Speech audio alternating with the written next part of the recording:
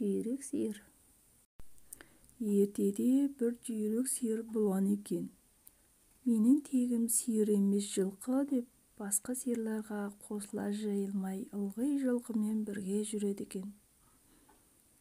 Қыстың қарлы боранда бір түні екен, көп жылқының тебінен қобырап шығып қалған шөпті шөмшеңдеп теріп жеп жүргенде қасқыр келіп әлгі жүйрік сиырдың қылтасынан тістей алыпты.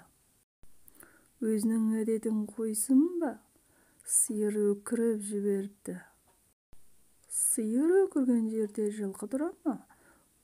Өркігені сонша ұзап кетіпті жылқылардың барлығы. Жалғыз сиырды қасқыр қамай қалыпты. Өкірген сиырдың даусын естіген барлық сиыр жиылып келсе, жүйрік сиыр көп қасқырдың қорқау аузына түсіп кетуге айналыпты.